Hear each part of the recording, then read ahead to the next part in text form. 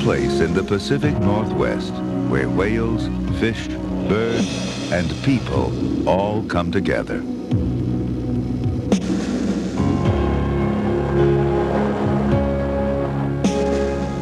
This is Puget Sound. Puget Sound is an oasis of wilderness in the midst of development. Only steps away from the skyscrapers of Seattle, one can encounter sea lions, bald eagles, and killer whales. Wildlife and people alike are drawn there for the same reason, the quality of life.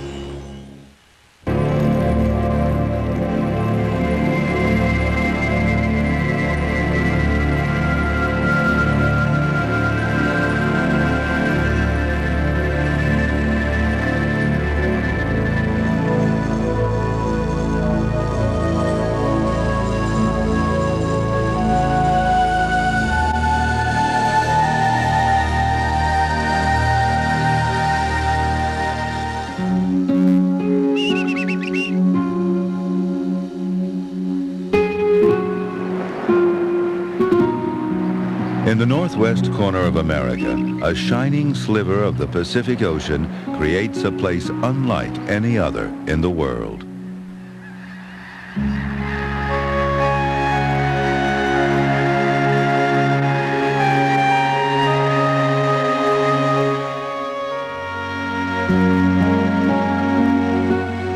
This is Puget Sound, where fresh water from the mountains tumbles into the salty sea. It's a rich mix of waters that attracts all kinds of wildlife.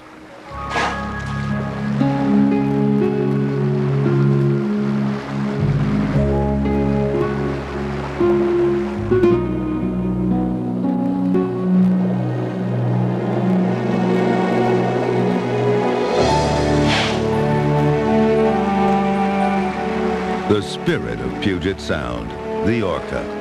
Families of these killer whales have made the Sound their home for generations.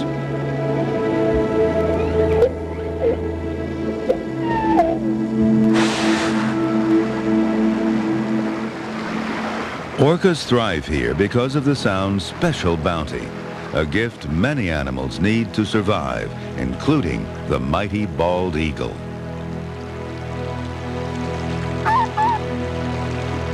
That gift is salmon, and Native Americans have relied on it for centuries. Indian leader Billy Frank. It's very important to our lives that salmon is here. We're salmon people here in Puget Sound. We live and talk salmon. We joke about salmon. We draw salmon. We paint salmon. Salmon's on our totem pole telling a story about the salmon. So we try to talk for the salmon and tell the people how important the salmon is to the quality of life in the Northwest.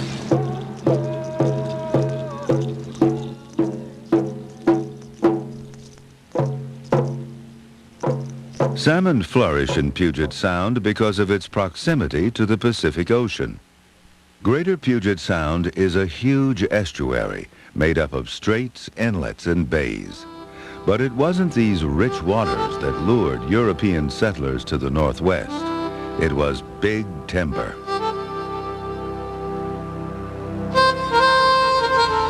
Early settlers felled the ancient forests and dammed the rivers.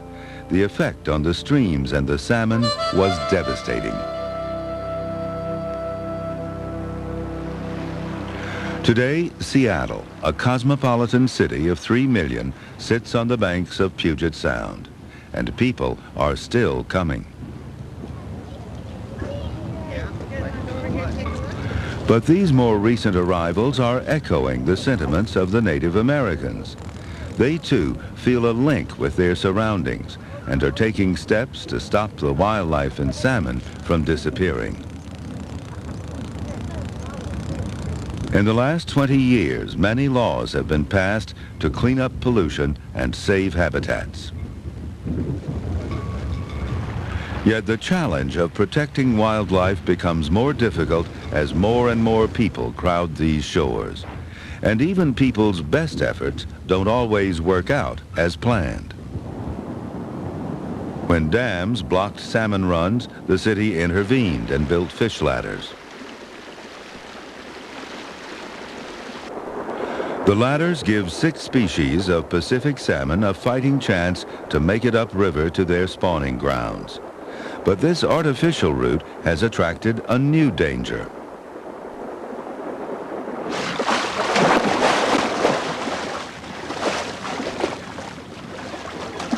It's light entertainment for downtown Seattle tourists to watch California sea lions devour steelhead salmon.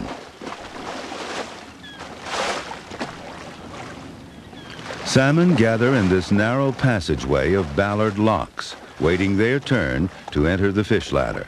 It's a terrific find for sea lions. Until recently, sea lions weren't the only ones fishing here. 2 Native American tribes, the Muckleshoot and the Suquamish, have traditional rights to fish this salmon run. But they found the sea lion was a formidable competitor.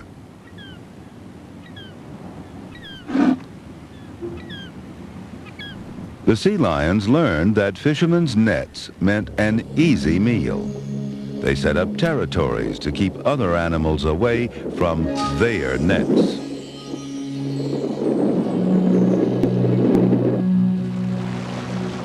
One adult can eat 10 steelhead salmon a day.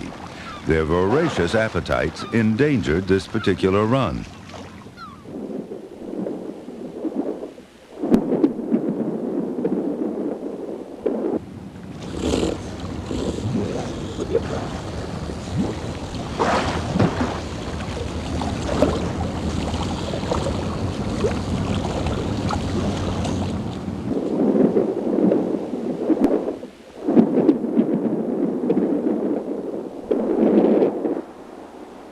The Native Americans realized that there were not enough salmon for both sea lions and themselves, and so they stepped aside, allowing the sea lions full run of these waters. Sea lions aren't entirely to blame for the disappearing salmon. Human development has played a big part in destroying salmon streams. There's hardly any place left for the remaining fish to breed.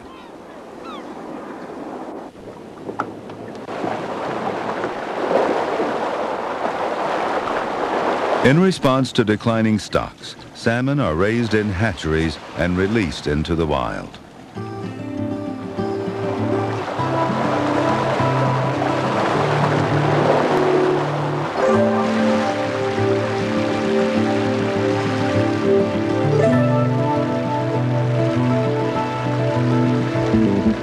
Another approach to saving salmon is to save their rivers. In the last 10 years, school children have transformed these devastated waters into a thriving salmon run.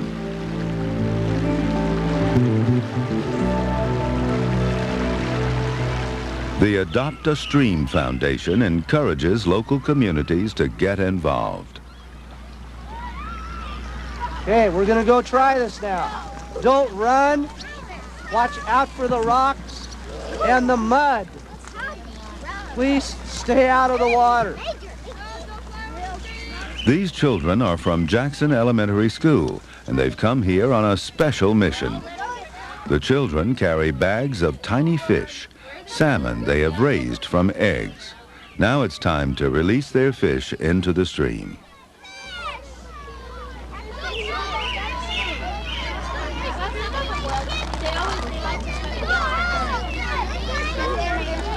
I named my fish after flowers, and I named them Daisy, Snowflake, and Daffodil. A long time ago, it's just garbage, and now we've cleaned it all up, and it looks really nice.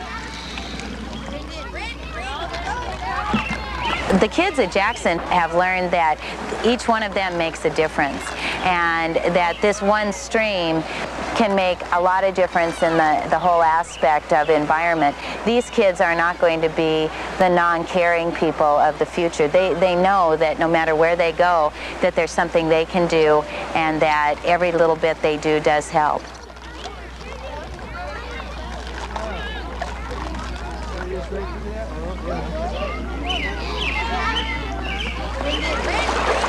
During the autumn and winter months, Pacific salmon return to their place of birth to spawn. They find their way by following the unique smells of their native stream. It's an exhausting journey. Upon entering fresh water, they stop eating and survive off their fat reserves.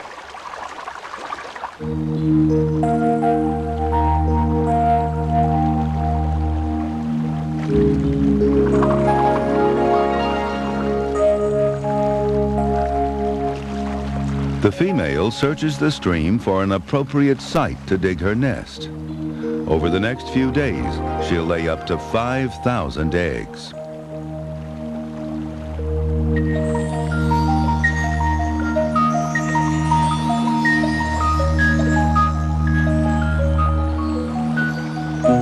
The male shudders, fertilizing the eggs with his sperm.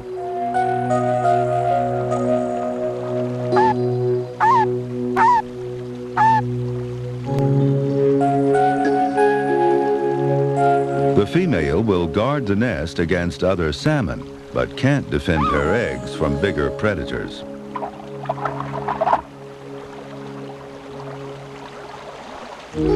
Spawning signals the end of their life's journey. Their carcasses provide an abundance of food for crows during the meager winter months.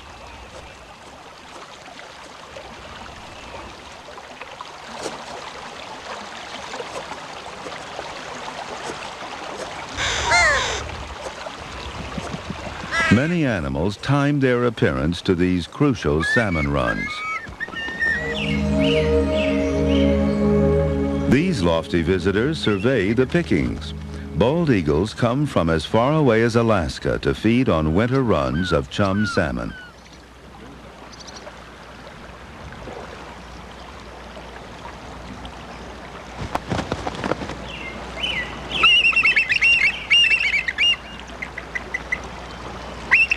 Puget Sound is one of the few places in North America where bald eagles gather by the hundreds.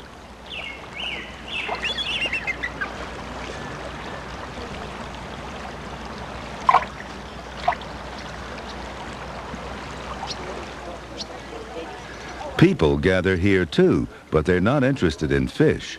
Each week, hundreds of bird lovers trek through the near freezing temperatures for a look at these magnificent birds of prey.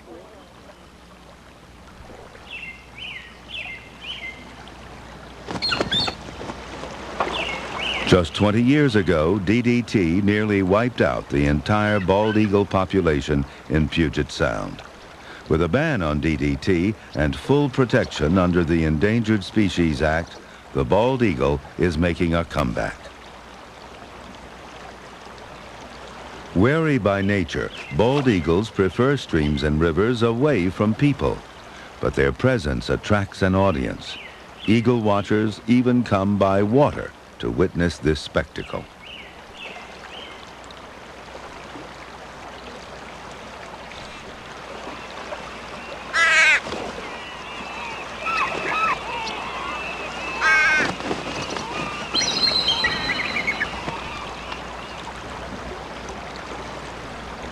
A small rafting industry has grown up. A lot of boats, however, can disturb eagles and drive them from their feeding grounds.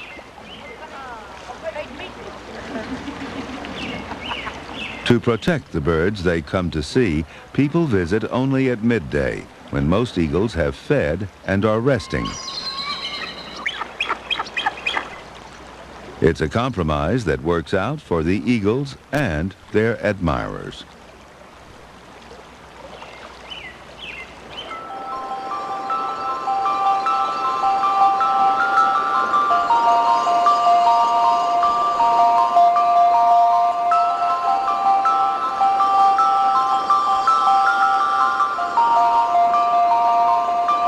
In spring, young salmon wash downriver and begin their journey to the Pacific Ocean.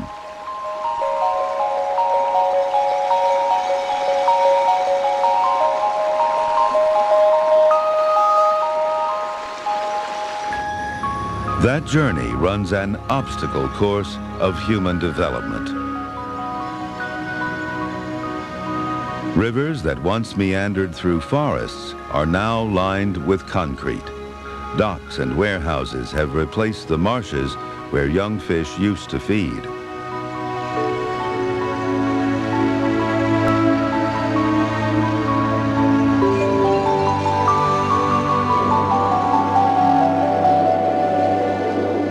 When the salmon finally enter the Sound, the great blue heron is waiting for them.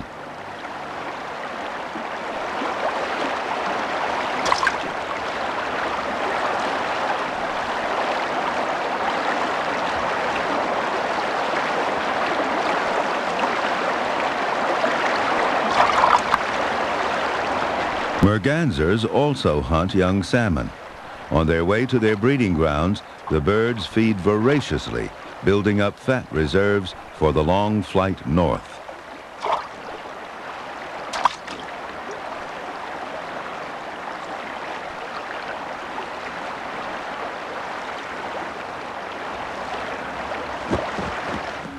The Greater Puget Sound Basin is a meeting place for countless rivers and streams.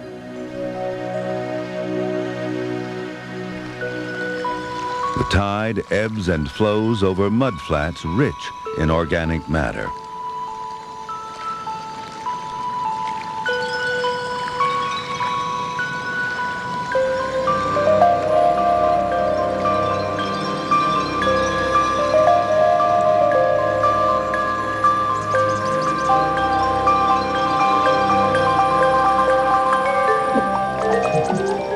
Marine snails come out at low tide to feed on the rich sediment.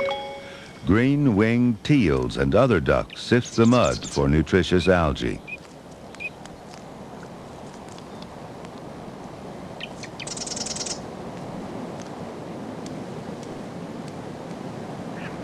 The congregation of waterfowl attracts larger winged predators, such as the gyrfalcon.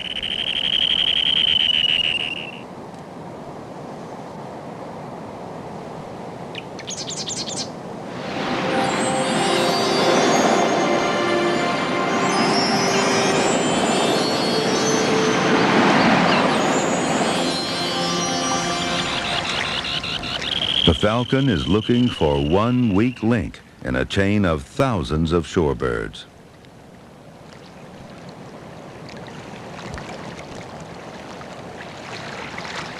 It's the millions of crustaceans, clams, and worms in the mudflats that lure the birds down from their migration routes.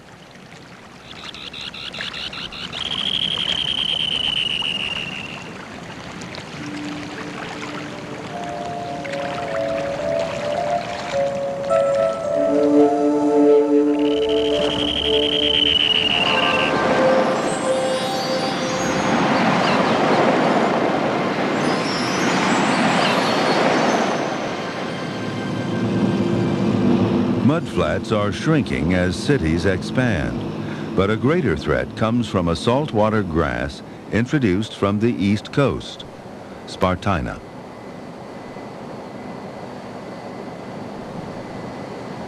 Spartina grows well in shallow water, developing quickly into a thick, high marsh. It was introduced by people who believed this plant was good habitat for waterfowl, but birds don't eat it, and it replaces native marsh plants that they do eat. So far, nothing can stop this ever-growing threat.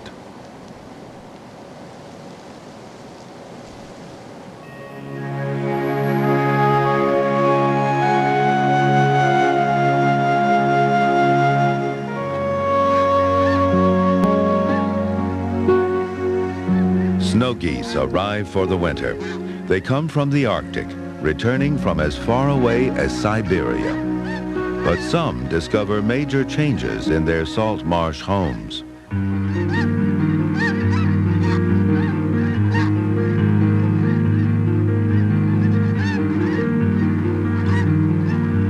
Most of the Sound's salt marshes have been drained and turned into farmland.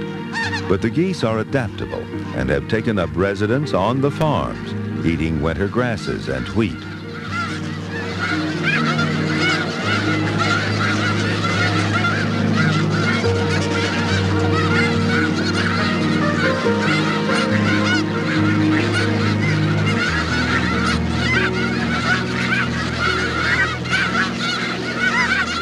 They're a noisy bunch, but their cries are actually a welcome sound to farmers. When snow geese graze, they trim the foliage, keeping the crop healthy and more resistant to viruses. Plus, the birds provide plenty of free fertilizer.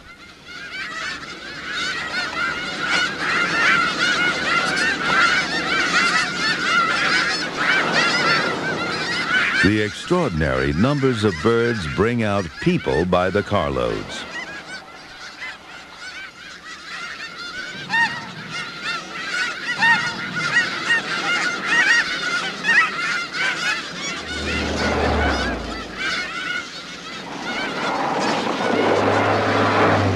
But a large crowd can agitate the geese, causing tension within the flock.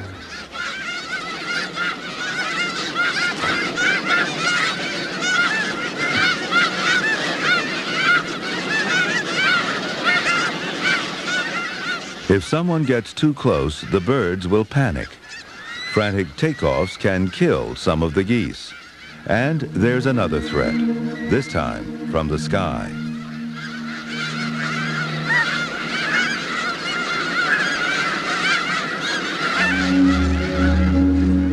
The bald eagle wants to panic the flock. An injured goose will be an easy target.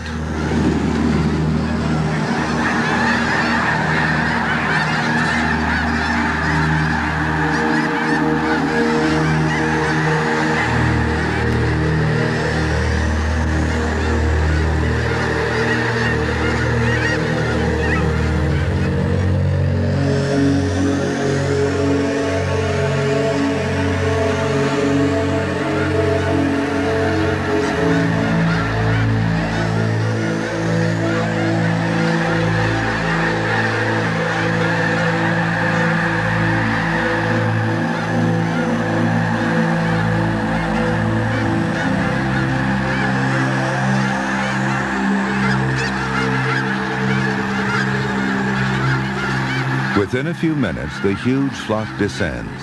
Without sighting an easy target, the bald eagle returns to his perch.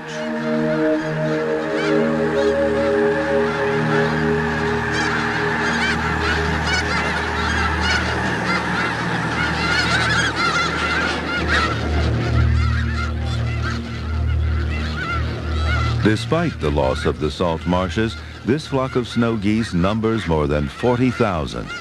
They've settled easily on these newly made farmlands. But the geese still face another threat. Farmland is being subdivided for houses.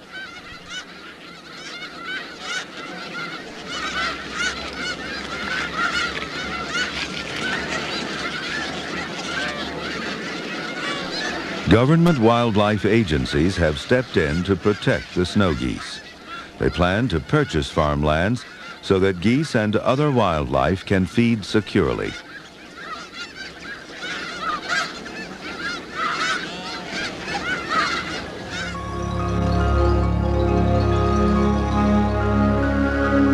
Padilla Bay, 4 square miles of pristine waters and marsh.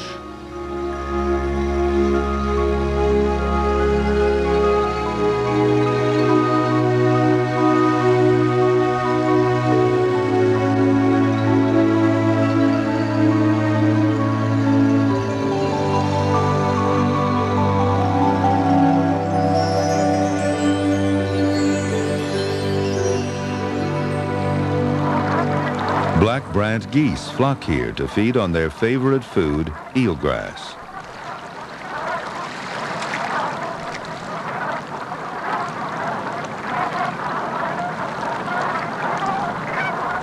Elsewhere in Puget Sound, eelgrass meadows are vanishing fast. Padilla Bay has been made into a reserve to protect this precious habitat.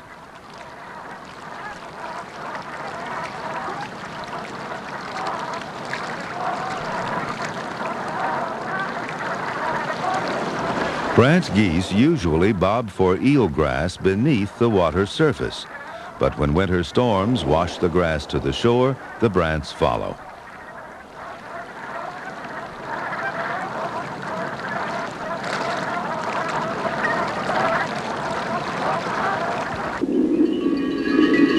Under the water, the eelgrass meadows come alive.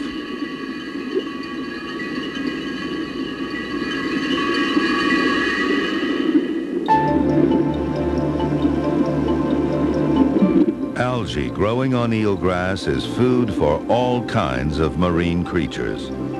Nudibranchs graze here, and some are unique to Padilla Bay.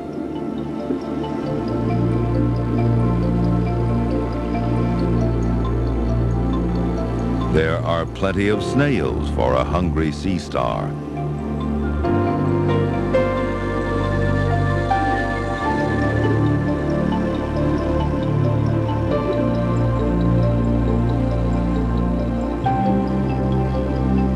The snail escapes just in the nick of time.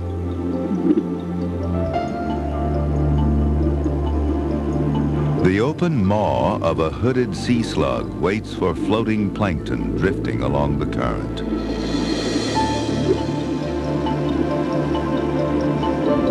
Copepods provide meals for a variety of fish that find shelter here. Once the keen-eyed stickleback sights its prey, the chase is on.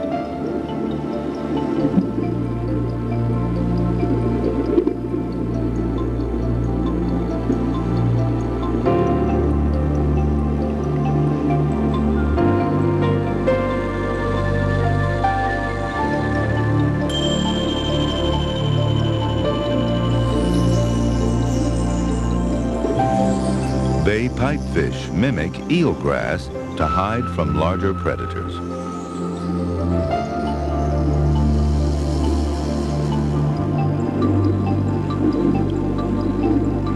The snake prickleback is distracted from hunting worms by a wandering copepod.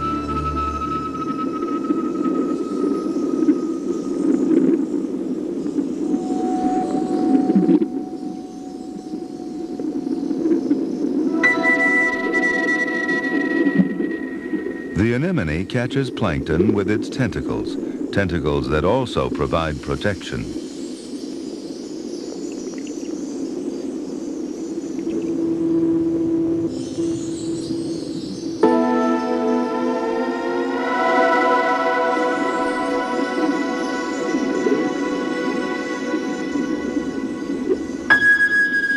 But the anemone's stinging tentacles don't impress everyone. This nudibranch is immune to the stings. It eats the tentacles and absorbs the toxins to use for its own defense.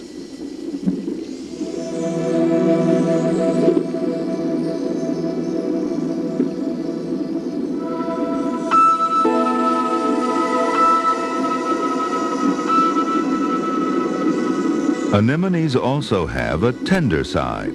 This one broods its young on its body. And when the adult is attacked, the young, too, are in jeopardy. If their parent is in danger, the young anemone has an escape plan. It bails out, escaping on the current.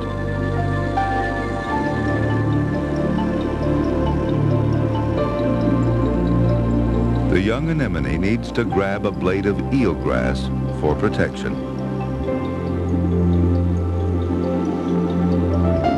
The ones that miss are doomed.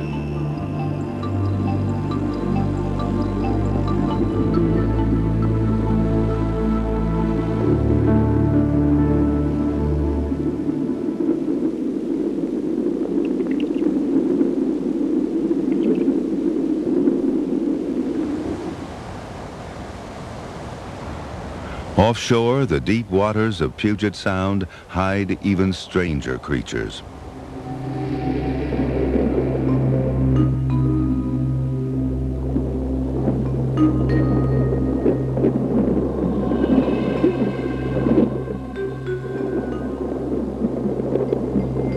Here, rock crabs and starry flounders dominate these dark depths.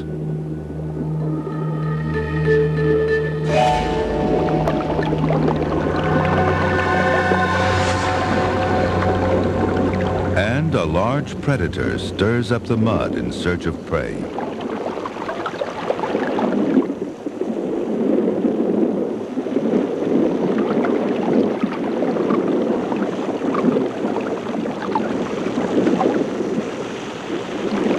Commercial divers spend hours each day stalking the dark, muddy bottom for a strange but abundant animal.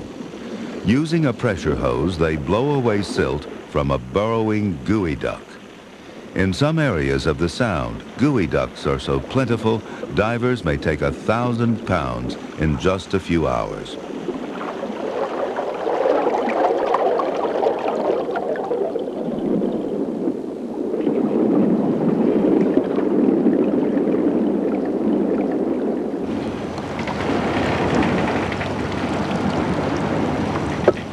Gooey ducks are giants of the clam world. Also known as king clams, they may grow to lengths of 30 inches and weigh as much as 14 pounds.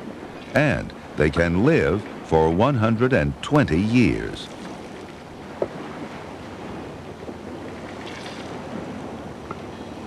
It wasn't until the 1930s that vast beds containing millions of gooey ducks were discovered in Puget Sound.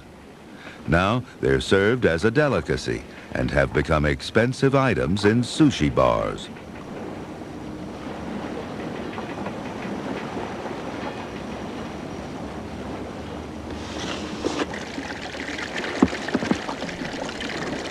Unfortunately, many of the beds cannot be harvested because of high levels of pollution.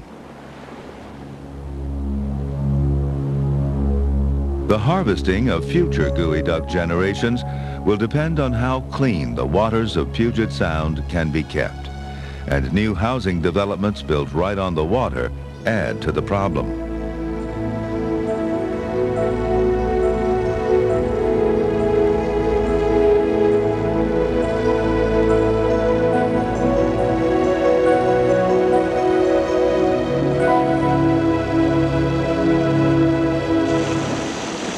If harvest sites are kept free of contamination, the big clams are able to replenish their numbers through natural spawning.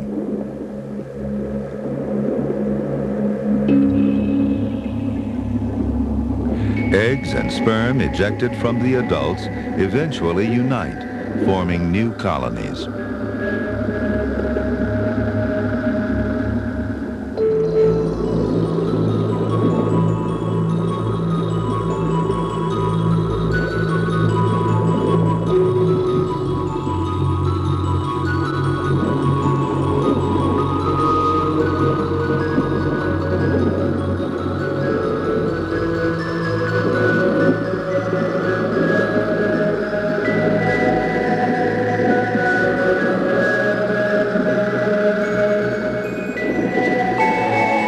Rising from the sediment plains of the undersea world of Puget Sound are forests of kelp. And where kelp surrounds islands, orcas come in to hunt.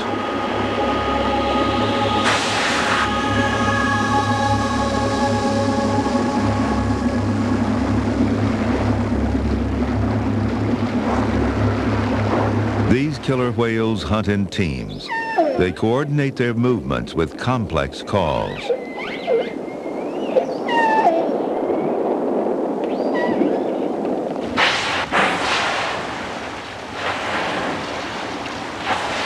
Several pods of orcas live in Greater Puget Sound year-round.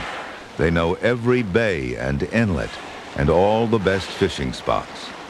They have special beaches where they rub in the sand, and they rest in the shelter of certain islands.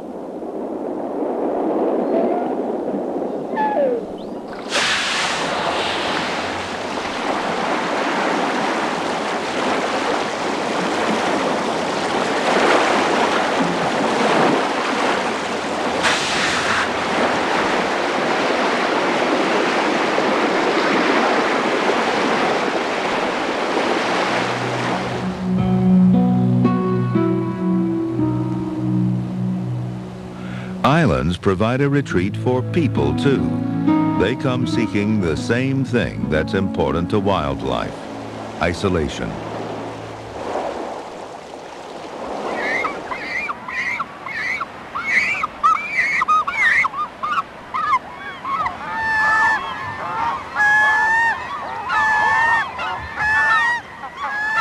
This is Protection Island, a recently established sanctuary for breeding seabirds.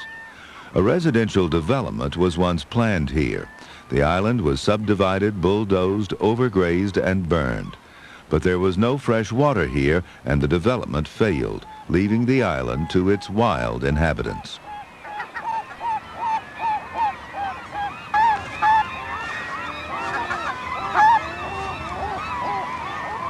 In spring, 5,000 pairs of glaucous-winged gulls vie for nesting territories.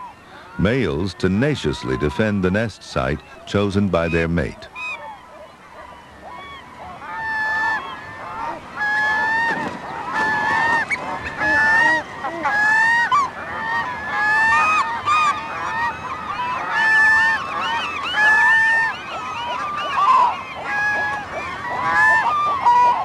When ready to hatch, the chick calls out from the egg to announce its arrival.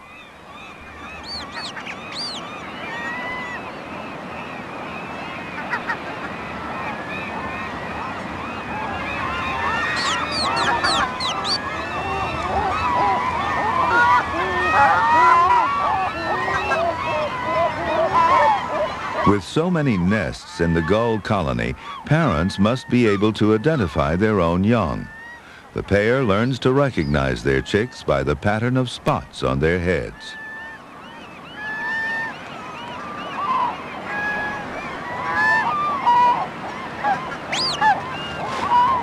To be fed successfully, the chick must learn the call of its parents. If they beg a meal from another gull in a nearby territory, they could be viciously attacked.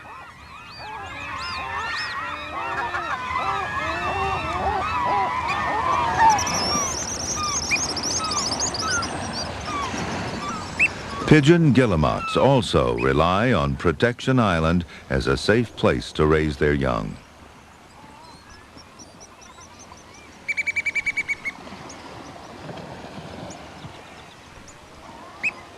The oyster catcher nests here too. In all, 8 species breed on the island, 70% of all Puget Sound seabirds.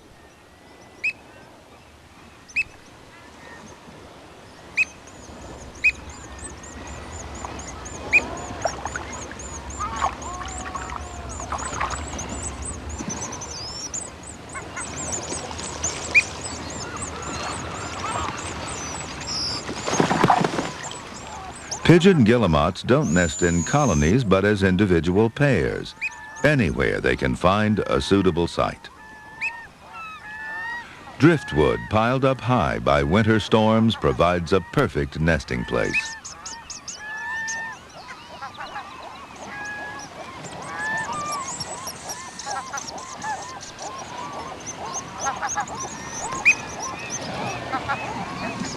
The chicks remain in the nest for 35 days, while their parents feed them, 1 fish at a time.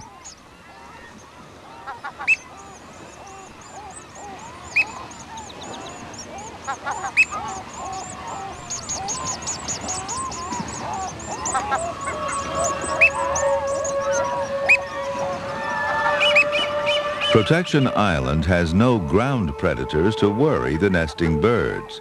Trouble comes in on the wing.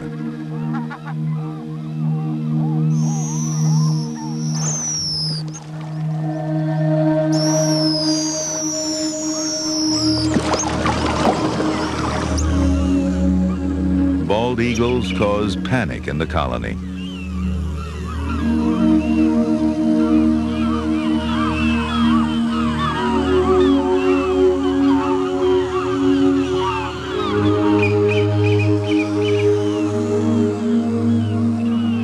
An adult pair and 8 juvenile eagles make their seasonal home here. The nesting colonies are easy hunting grounds.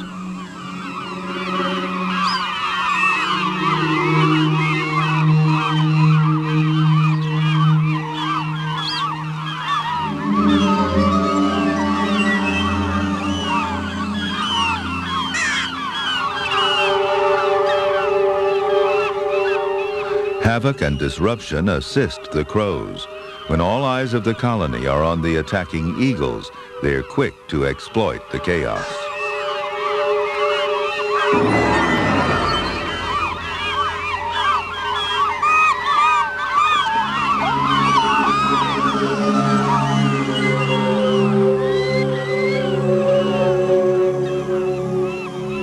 Courage is mustered in the colony once the eagle flies off with its prey, and the crows are quickly chased away.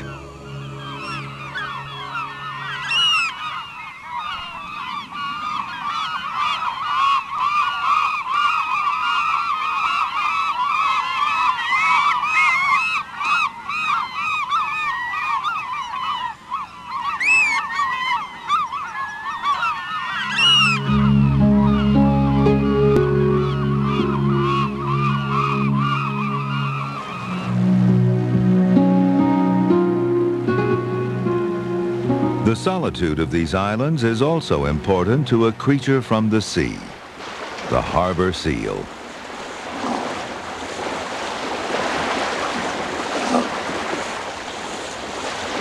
Harbor seals haul out in large numbers to rest and breed.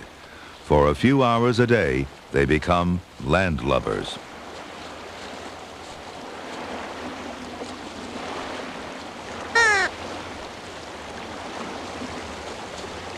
These idle hours serve an important purpose.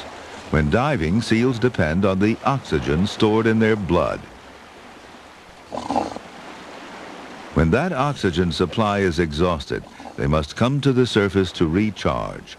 It can take several hours for their blood to regain the oxygen level that will enable them to dive again.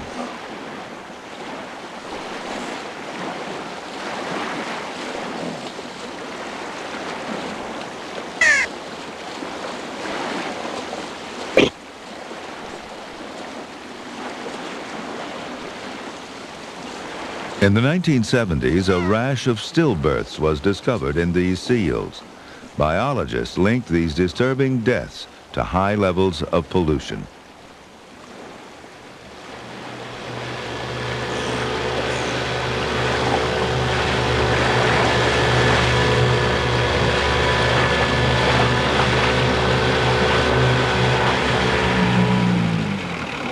John Colombo Kiedis of Cascada Research is conducting a long-term study of pollutants in marine animals. All of my research on pollutants in both fish and seals stem from a belief that by learning more about the presence of these pollutants in the environment, we could take more effective action to improve the environment. The good news is that levels of PCBs and DDT have declined substantially in harbor seals in the last 18 years. This is partly due to legislation prohibiting industrial and agricultural uses of these dangerous chemicals.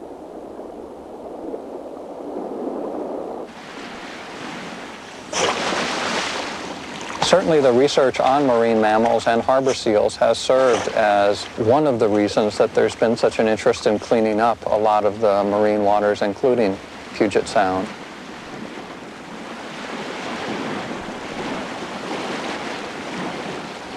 The progress is encouraging, but the battle isn't over.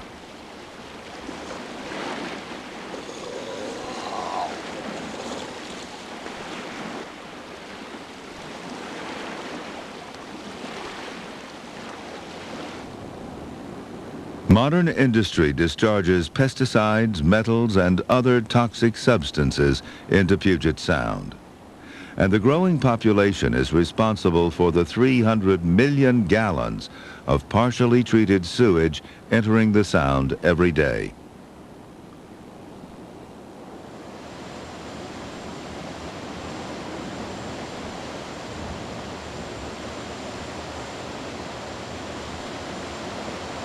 What overall effect this has on the food chain is unknown, but ultimately what's poured into the waters of this great estuary will affect the top predator of the region, the orca.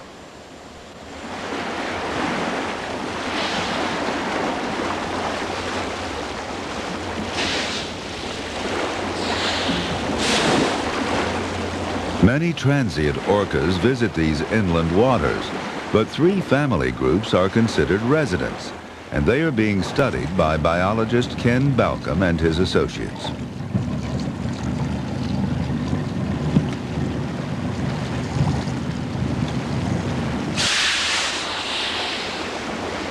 Having followed these orcas since 1976, Balcom is able to recognize all 92 resident individuals by sight.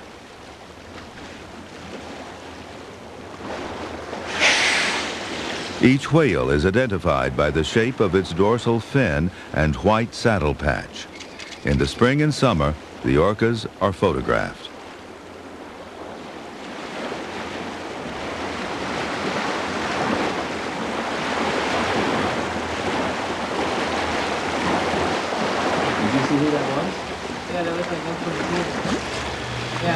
Births and deaths are noted, as well as the general health of each animal.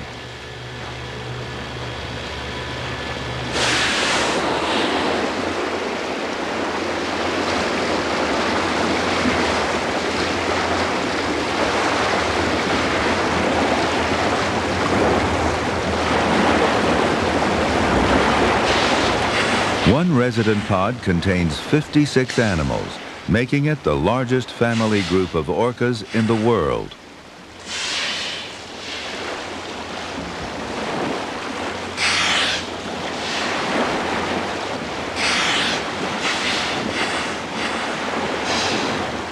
Orcas may travel more than 100 miles a day with an energy that seems boundless.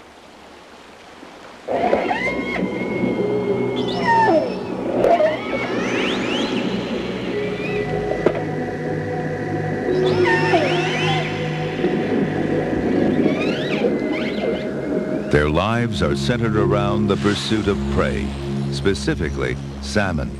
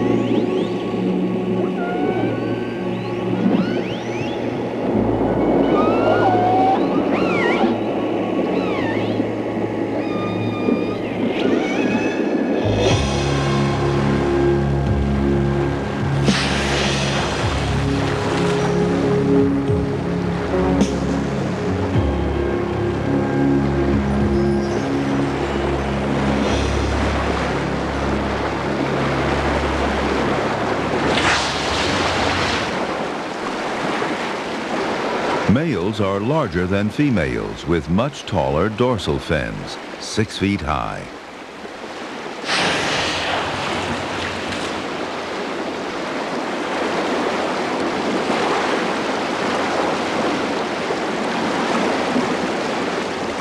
But it's the female who leads the pod. A female can give birth every 3 years, or she may spend 10 years with one calf, making the orca's family bond among the strongest in the world. In fact, orca males stay with their mothers for life. And these whales live a long time. A female may live up to 75 years, and males for 50.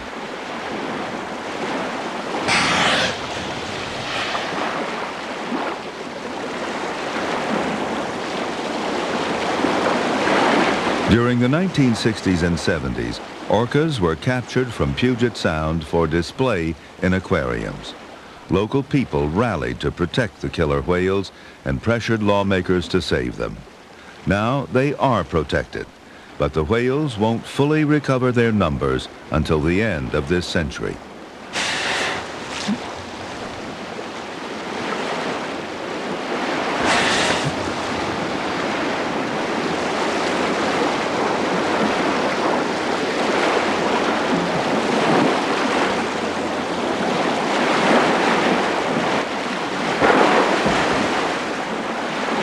Over the years, people's perception of orcas has changed completely.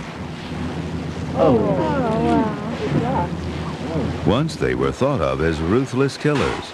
Now, these whales are cherished.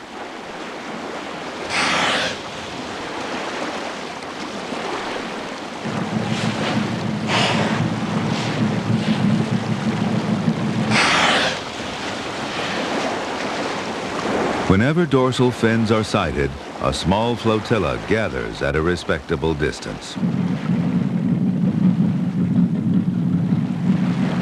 These orcas are living symbols of everything truly wild here, and they give Puget Sound a powerful spirit of freedom.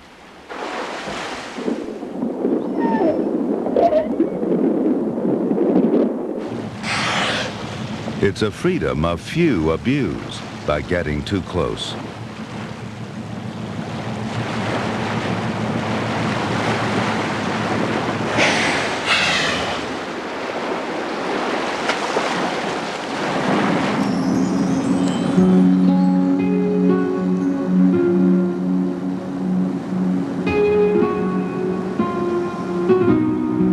The people of Puget Sound enjoy an extraordinary quality of life. There are salmon in the nets, eagles overhead, and whales in the waters.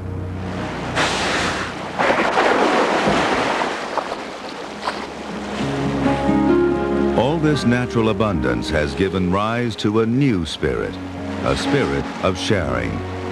Puget Sound is a place where people are working very hard to live in harmony with their wild neighbors.